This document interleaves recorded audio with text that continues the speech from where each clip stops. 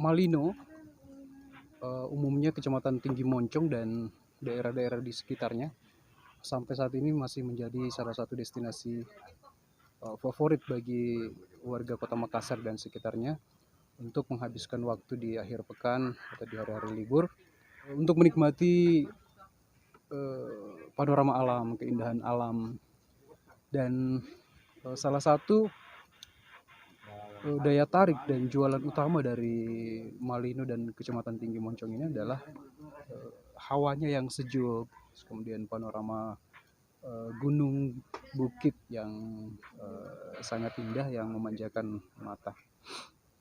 Nah, dari sekian banyak tempat di sekitar Malino, di sekitar Kecamatan Tinggi Moncong dan kecamatan-kecamatan di sekitarnya, sekarang saya berada di salah satu titik, salah satu tempat yang mungkin belum terlalu familiar bagi teman-teman yang mungkin selama ini untuk menikmati Malino paling ke hutan pinus, ke kebun teh, kemudian kebun markisa, air terjun Takapala dan beberapa air terjun di sekitarnya. Nah, di tempat saya berada sekarang ini salah satu tempat yang favorit bagi saya. Saya baru satu kali ke sini. Kemarin hanya dengar-dengar dari teman-teman, cerita dari teman-teman, beberapa teman-teman yang pernah ke sini, dan karena penasaran ya saya datang ke sini menikmati langsung, mulai dari malam hari, pagi hari, sampai siang saya menikmati proses bagaimana matahari tenggelam, bagaimana matahari muncul. Bukit Jojo Batara mungkin masih asing di telinga teman-teman, belum terlalu familiar. Nah, saya di video ini saya akan menceritakan, saya akan sharing sedikit informasi tentang Bukit Jojo Batara ini.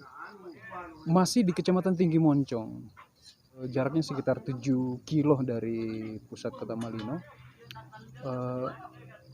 Untuk kesini memang jalurnya masih terkesan ekstrim bagi sebagian teman-teman, termasuk saya, sangat ekstrim. Melewati air terjun Takapala, kemudian kita sebelum jembatan merah ada pertigaan, belok kiri, di jalan beton ada gerbang Jojo Batara. Nah, dari situ tanjakan ekstrim dimulai, ya kemiringan dari antara 30 sampai kemiringan 45 derajat. Jadi untuk kesini sebenarnya disarankan teman-teman yang sudah bisa diakses roda 2, roda 4, tapi untuk roda 2 disarankan untuk kendaraan roda 2 motor yang berspesifikasi khusus atau motor yang transmisi manual.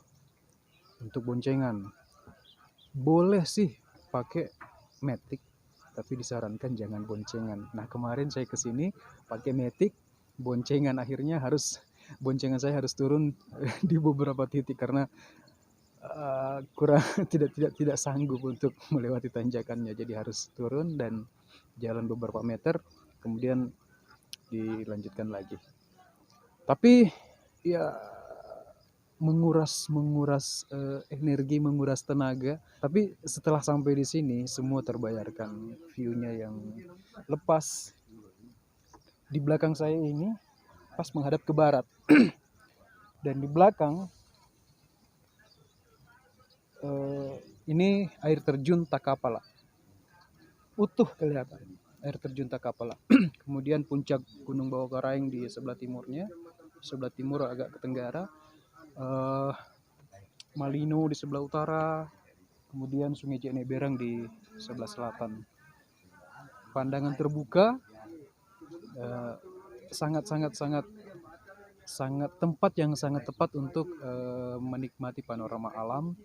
Dan di malam hari ini adalah tempat yang paling cocok untuk teman-teman menikmati city view Kota Makassar, Sungguh Minasa dan sekitarnya.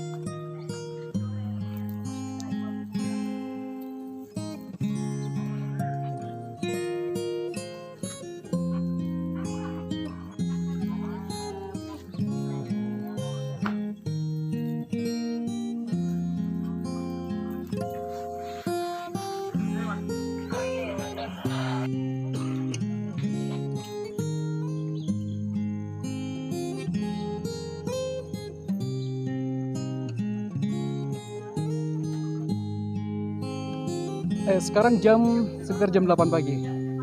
Masih mendung, masih kabut dan masih sangat dingin di sini. Di samping saya bersama orang tua kita, orang tua kami di sini. Eh, saya langsung kasih kesempatan beliau untuk memperkenalkan siapa nama Kakak. Kalau saya nama dari kecil sampai sekarang Pak Usman. Kakak Usman. Ya, Beliau ini adalah petugas sekaligus yang mengelola tempat di sini. Jadi saya eh, bertanya kepada orang yang tepat. Jadi Tata, bagaimana sejarahnya ini kita berada di mana ini? Desa atau kelurahan? Kelurahan Bontolerung. Kelurahan Bontolerung, Kecamatan Tinggi Moncong. Terus Jojo Batara itu apa? Itu di belakang dibilang Jojo Batara. Di sini dibilang Tompokna dulu. Tompok. Tompokna. Itu Tompokna pengertian orang dulu Panaikang. Panaikang. Ya, jadi ini ada gunungnya dibilang Tompokna. Di sini memang Tompokna di sini karena puncaknya. Di situ dinaikkan mobil tahun, kalau tidak salah tahun 7-an dinaikkan mobil, baru dikasih nama. Oh ya, saya pernah dengar. Tadi kita cerita-cerita. Jadi sejarahnya bahwa tahun 76 ini adalah tempat tertinggi yang bisa diakses mobil. Iya. Bisa naik mobil tahun 76. Tahun 76. Terus ya itu tahun 76 dinaikkan mobil, dikasih nama di bidang pemerintahan ke atas sama Pak Ardang almarhum, dibilang nama Jojo Batara. Artinya pengertian orang dulu tunjukkan dari atas. Jadi di agama tunjukkan dari Allah, begitu. Petunjuk dari Allah. Nah, begitu. Sangat filosofis kayaknya mungkin. Maksudnya kenapa dengan tempat ini? Kami dulu kebunnya orang tua, anak dibikin mau begitu, diserahkan semua masyarakat untuk mengelola di sini. Kita bagi-bagi sepupu, diatur di situ. Jadi memang ada tempat khusus perkumpulan. Dibikin sanggar tani, pertemuan petani setiap panen. Jadi dulu satu kali kita panen dalam 1 tahun. Memang kalau memang mau minamakan padi mudanya, di sini berkumpul masyarakat di sini. Oh, yang saya tangkap mungkin begini. Dulu orang-orang tinggal berjauhan. Kemudian mungkin ada yang bahwa petunjuk dari Allah di sini pergi. Ya, di sini berkumpul. Mungkin kira-kira seperti itu. Karena memang ada tinggal di sawah, ada di gunung, ada di kebun, terpisah-pisah. Susah dikontrol. Susah dikontrol oleh di bidang pemerintahan. Dari dulu. Makanya ayo turun ke sini, tapi mungkin dengan memanggil saja turun ke sini mungkin tidak mau, mungkin adalah alasan-alasan di sana kita ditunjukkan karya Allah Ta'ala, di sini kita kumpul. Mungkin kira-kira seperti itu. Begitu. Jadi memang dikumpulkan, dipanggil begitu secara halus. Tapi tepat. Karena memang kita berdekatan, harus memang ada bantuan, gampang-gampang dikontrol oleh pemerintah, dikasih lampu karena susah dulu lampu. Karena memang lampu kalau di sini kita pakai itu bambu. Jadi obor itu. Jadi memang kita susah dulu. Jadi supaya lebih bagus lagi berkumpul di tempat ini, tempat yang ditunjukkan oleh Allah. Di sini kita semua kumpul supaya gampang dia. Ya begitu petani dikumpulkan.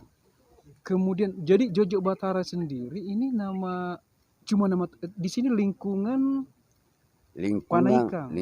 Panaikang.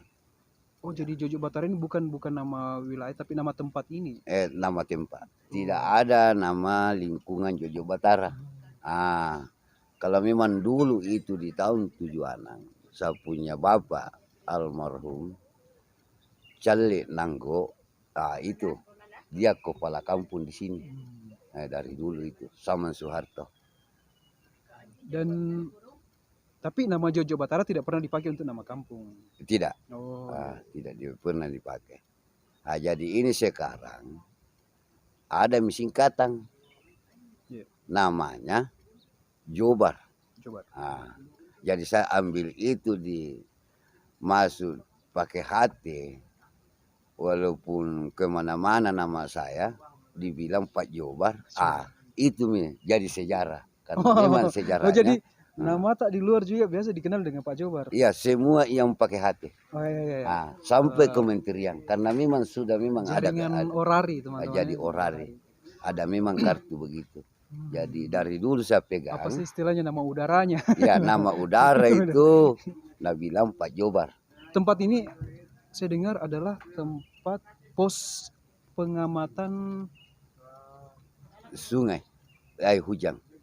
Jadi naiknya air begitu. Oh, pos pengamatan debit air Sungai Ya, Jeneberang. Sungai Jeneberang. Bagaimana cara kerjanya di sini, Tata? Maksudnya apa yang kita amati kemudian apa yang kita kerjakan di sini? Saya jaga begitu karena memang ada di situ termasuk curah hujan.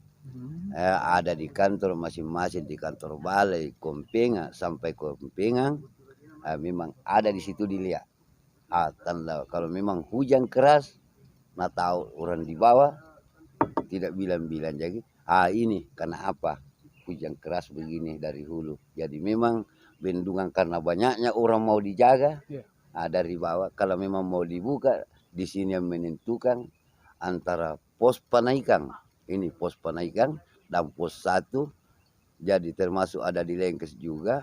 Ada di 71, ada di dekat Jembatan Merah termasuk Daraha.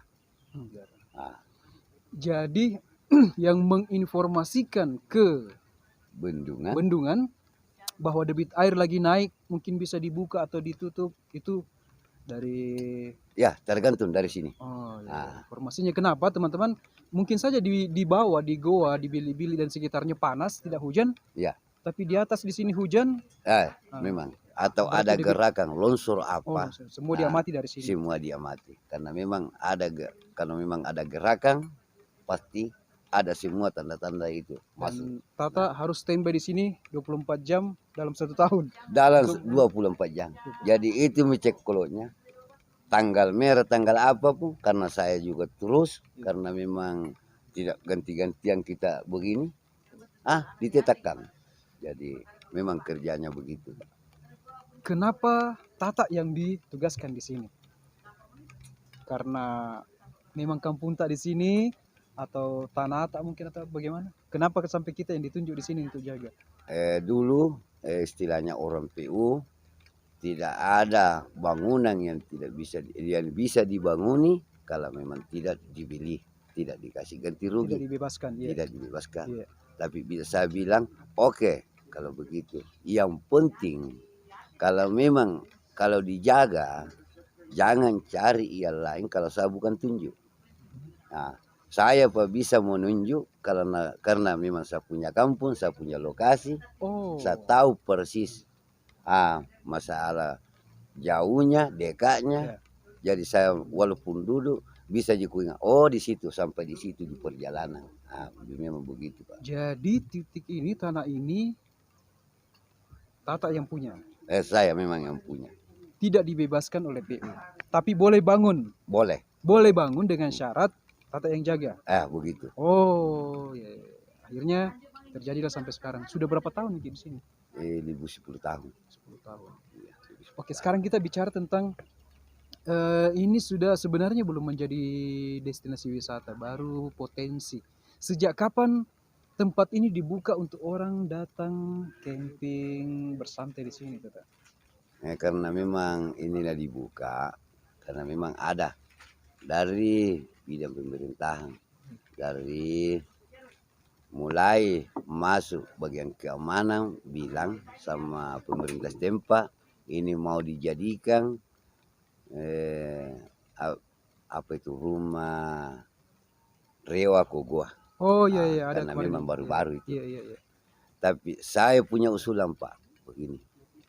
Kalau memang dibilang Korewa Goa, jangan hapus nomor 1 mulai dari bawah. Jok-jok Bataranya perkumpulan petani. Jadi memang ada di situ Juk Batara. Itu Sanggar Tani dibilang perkumpulan petani. Baru kita sambut Rewa Kogoa. Baru ada komanya di situ.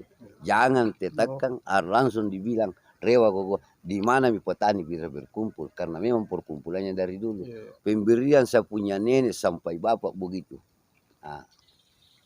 Jadi tahun kemarin di masa pandemi ada program pemerintah bikin rumah apa sih sementara Rewa Kogoa. ya rumah Rewa kok. Iya, rumah Rewa. Dan di sini salah satunya. Mungkin dari situlah mungkin orang mulai masuk di sini. Dari duluan sih begitu. Oh, dari dulu memang. Dari dulu. Tapi tidak ada pembinaan. Tidak ada bebas, bebas, tidak ada yang tinggal. Begitu jadi saya tinggal Pak, bangun begini. Tempat-tempat istirahat supaya menjaga ini. Saya jaga dua-duanya karena saya masyarakat asli di sini. Memang di sini saya dilahirkan. Jadi memang saya jaga. Nomor satu saya jaga curah hujannya. Kedua di bidang pertanian karena memang kita kebun tanaman itu menjadi dijaga. Perkumpulannya di sini. Jadi saya larang di situ. Kalau siapa yang pakai sendal atau sepatu, tolong buka karena memang diperbaiki oleh bidang pemerintahan. Jadi kita yang jaga di sini. Jadi memang sudah sering orang masuk pergi camping-camping. Selama 9 bulan. Oh, 9 bulan ini. 9 bulan karena memang saya ada tinggal di sini. Karena memang yang mengeluh orang di sini kalau memang dia tanya. Saya tanya, ada di air Pak. Nomor satu. Puncaknya. Ada toilet Pak. Bagaimana ada toilet? Tidak ada air. Jadi saya kupas langsung. Bisa Pak kalau memang air. Jadi kalau memang saya tinggal di situ. Bisa diadakan. Bisa ya. Ini air dari mana ini? Iya langsung dari hulu ini ambil. Mata air ya dari kebun. Jadi tidak pernah putus. Tidak pernah putus. Jadi teman-teman kalau mau pergi camping di sini syarat-syarat untuk camping itu terpenuhi sekali. Kamar mandi ada, tempatnya bagus, untuk gantung-gantung hammock banyak pohon-pohon, view-nya bagus, kemudian Tata dan istri tinggal di sini, menjaga di sini dan buka warung-warung kecil-kecilan. Jadi mungkin teman-teman cuma bawa ransum sedikit, sebenarnya sudah memenuhi. Ibu jualan-jualan makanan-makanan kecil, kopi gitu. Ya, apa yang dipesan kalau memang pesan dari dulu begitu. Kalau memang di sini kita melihat apa adanya. Tapi memang kalau memang ada pesan, yang tidak ada di sini kita bisa. Ya, bisa. Karena dihubungi karena petani banyak sekali di sini. Jadi memang kalau memang ada kegiatan-kegiatan dari mahasiswa, ada rombongan, tak 60 orang. Masih bisa Jadi dia langsung telepon saya. Sampai bisa dimasakkan juga untuk 60 orang bisa. Dimasakkan memang di sini. Jadi karena memang mau naik Pak, ya, apakah bisa dimasakkan memang di atas? Ini perlengkapanku. Karena untuk apa maka bilang kok ini je perlengkapan saya. Nanti kita share nomornya Tata. Siapa tahu teman-teman mau ke sini rombongan, telepon dulu, jangan sampai sudah datang mikir di sini banyak orang. Sampai di sini baru mau pesan. Ya. Jadi memang kalau pesan banyak orang begitu harus jauh sebelumnya. Harus sekitar 2 hari atau 3 hari begitu. Masakkan memang karena memang lihat di sini banyak sekali teman-teman. Ini tadi malam ratusan. Ya. Jadi bagaimana melayani kalau ratusan orang. Jadi memang kalau begitu diambilkan tenaga. Kalau memang dipersiapkan memang orang. Panggil orang kerja kamu ini. Jadi di sini fasilitas saya gambarkan teman-teman, ada camping ground, ada lapangan luasnya sekitar 50 kali 70 untuk kegiatan outdoor. Kemudian ada camping ground ini bertingkat-tingkat sampai di bawah. Kalau teman-teman bawa rombongan di sini pasang tenda plus kegiatan ini bisa sampai 100 tenda di sini bisa. Bisa. Kamar mandi ada 2, fasilitas musola ada, ruang pertemuan ada. Pokoknya lengkap lah. Teman-teman mau datang sini tinggal telepon saja. Lampunya ada, lengkap semua. Lampu listrik utamanya ada. Sinyal Mantap 4G. Dari sini ada beberapa BTS kelihatan, jadi enak.